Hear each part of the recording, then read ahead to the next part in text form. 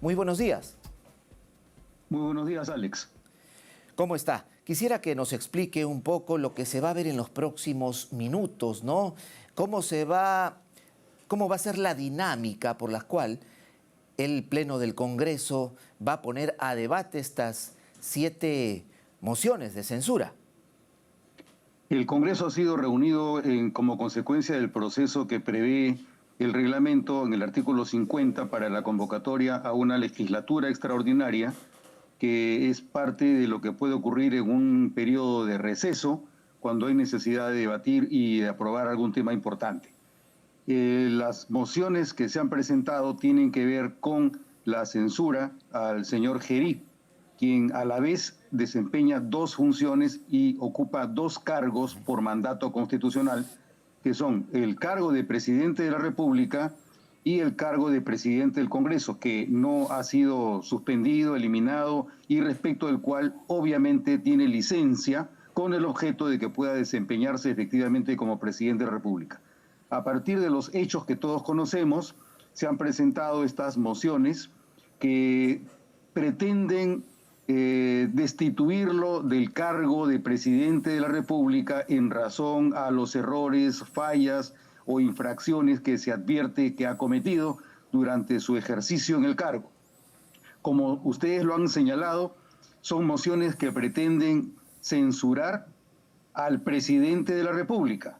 Este es un error, a mi juicio, de concepto, porque no es una censura al presidente de la República, sino al presidente del Congreso, que no está en ejercicio y que no ha cometido falta como presidente del Congreso, sino como presidente de la República, en razón de lo cual lo que correspondería sería un pedido de vacancia del presidente de la República.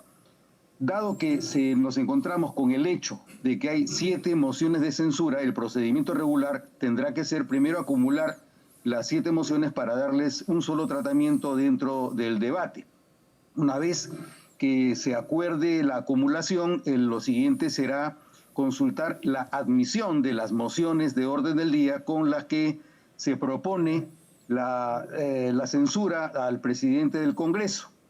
La admisión, de acuerdo al reglamento, requiere la mayoría de congresistas hábiles, no legal, la mayoría de congresistas hábiles. Dado que el reglamento no señala de manera específica si se trata de la mayoría absoluta o de la mayoría simple, la regla general es que sea mayoría simple del número de hábiles para admitir la moción. Luego de admitida la moción debe empezar el debate de la moción o de las mociones que se han acumulado.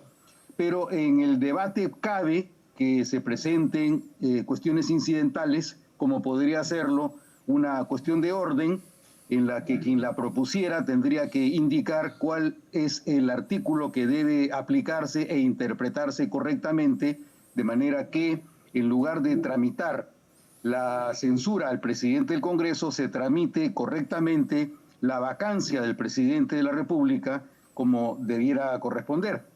Entonces, si se presentara una cuestión de orden, se le concede el uso de la palabra a quien la está solicitando. Luego de 2 minutos se debe consultar la procedencia o no de la cuestión de orden solicitada, como resultado de lo cual se determinará si es que procede o no procede la cuestión de orden. Si la cuestión de orden es para que se tramite el pedido de destitución del señor Gerí como presidente de la República, lo que corresponderá será obviamente primero ver si es que hay un acuerdo. Si no hay acuerdo, puede pasar a la Comisión de Constitución, o de lo contrario, si hubiese acuerdo efectivamente, lo que tendría que ocurrir sería que se suspenda la sesión, porque la sesión ha sido convocada con una agenda limitada, expresa y restringida, que es solamente para tratar la censura. Dado que las mociones son de censura y no hay un pedido de vacancia, ese asunto tiene que darse por concluido y levantarse la sesión. Ese sería el resultado lógico, más allá de los acuerdos políticos que pudieran adoptarse. Ahora, frente a esta situación, usted lo ha señalado muy bien, que es una agenda limitada, solo se va a ver en esta sesión extraordinaria las mociones de censura, precisamente. Entendemos que en el Parlamento las diferentes fuerzas políticas que están respaldando estas mociones han optado por la moción de censura porque sería el camino más rápido e inmediato para destituir al presidente de la República en su calidad de presidente del Congreso. Pero dentro del área legal, del campo legal, ¿existe alguna manera para que el presidente José Gerí, con el uso de un abogado, pueda presentar una acción de amparo o algún recurso para dejar sin efecto estas mociones de censura? Mira, estamos ante asuntos que se consideran como asuntos no jurisdiccionables, o sea, se trata de asuntos que son eminentemente políticos, son cuestiones políticas no judicializables, a mi juicio. Pero más allá de que el señor Gerí quisiera disponer del apoyo de un abogado, aquí quien tiene que tomar la palabra es el propio Congreso a través de los congresistas que entiendan cuál es el problema ante el cual se encuentran. Porque no es cuestión de hacer las cosas ni más rápido ni más fáciles. Ya se han cometido errores anteriores, tanto en el caso del señor Castillo, para quien no se consiguió el número de firmas necesario de manera que se pueda procesar su vacancia, como en el caso de la señora Dina Boluarte, a la que no se le concedió el tiempo suficiente para que pueda preparar y argumentar su defensa. Como todos recordamos, el propio señor Gerí indicó que a las 11:30 se iba a consultar y debatir y votar la vacancia contra la señora Boluarte, sin que se considere el tiempo que ella necesitaba para preparar su defensa, para concurrir al Congreso y para presentar sus argumentos. Esos errores no deben repetirse y más bien deben enmendarse porque se trata de distorsiones respecto de un procedimiento muy delicado para la dirección y conducción del Estado, del país, de la República y de nuestra democracia. Lamentablemente, la rapidez y la facilidad no son los argumentos más apropiados, no obstante que haya muchos denominados constitucionalistas o expertos en cuestiones parlamentarias que hayan indicado lo contrario. Ese no es mi juicio, esa no es mi apreciación, yo discrepo de esas posiciones. Ahora, ya para terminar, si nos podría explicar, de presentarse una cuestión de orden del día solicitando que se opte por el camino de la destitución, en este caso sería la vacancia, viendo los plazos, ¿cuándo podría darse y prosperar ello?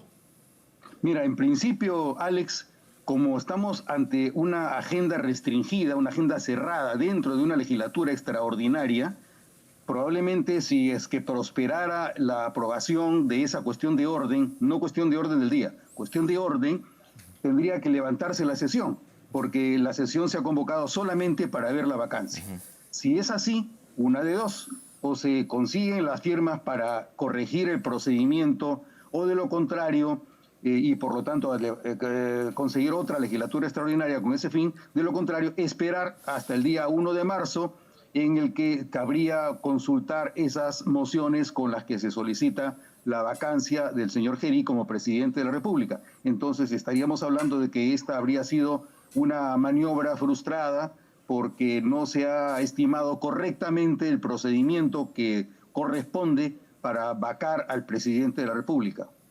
Ok, solo una acotación y explicación, nos preguntan en las redes, ¿no? Porque se ha visto casos anteriores cuando se intentaba, en este caso, optar por la vacancia contra una autoridad, un presidente de la República, hacía uso de su derecho a defensa, incluso con un abogado. Recordemos el caso de Pedro Pablo Kuczynski, pero en este caso, ¿podría explicar al público televidente por qué no prospera, por qué no se da la opción de que el presidente Gerí pueda hacer uso de su derecho a defensa? Porque se está hablando de unas mociones de censura.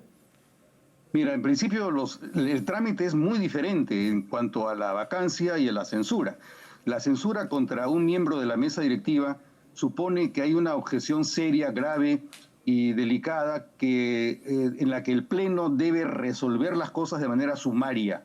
Por esa razón, la tendencia tradicional ha sido que cuando se presenta una censura contra un miembro de la mesa directiva, lo tradicional ha sido que ese miembro de la mesa directiva, cuya censura se pretende, se retire de la sala para dejar que los congresistas deliberen de manera espontánea, libre, independiente, sin la presión de la presencia de la persona cuya censura se pretende. Esa ha sido la tradición. Últimamente se ha estimado que también cabía la alternativa de que se le dé oportunidad al miembro de la mesa directiva para que permanezca en la sala y para que exponga sus puntos de vista. Eso no es lo tradicional, pero ha ocurrido. La gran diferencia, como todos podemos darnos cuenta, Alex, es que en el caso de la vacancia, estamos hablando de la vacancia del presidente de la República, y en el caso de la censura a un miembro de la mesa directiva, es una cuestión interna, pero en este caso no se trata solamente de la afectación de valores que tienen carácter interno dentro del Congreso, sino de valores que trascienden al Congreso y que afectan la imagen pública del Perú. Por lo tanto, el procedimiento de vacancia previsto de acuerdo a una sentencia que expidió el Tribunal Constitucional, me parece que en el año 2003, la sentencia 6-2003, se estableció que debía regularse en el reglamento del Congreso un procedimiento ad hoc. Ese procedimiento es el que establece el artículo 89A del reglamento del Congreso, en el que se toman precauciones para evitar el apresuramiento y la imprudencia respecto de la destitución del jefe de Estado. Esa es la situación, por eso es que es delicado que se haya pretendido utilizar la vía más fácil, como han recomendado algunos, o la vía más rápida para deshacerse de quien estorba, pero no es cuestión de que estorbe o que no estorbe. La cuestión es cuáles son los valores constitucionales que están en juego, los mismos que deben ser protegidos para preservar las virtudes que debe tener un Estado republicano y democrático en el Perú. Ok, queda clara la posición entonces y lo que usted nos ha explicado de acuerdo a lo que rige en la Constitución y el reglamento también del Congreso. Muchas gracias por haber estado con nosotros el señor César Delgado Guembes, Buenos días, Alex, hasta luego. el exoficial mayor del Congreso. Muchas gracias.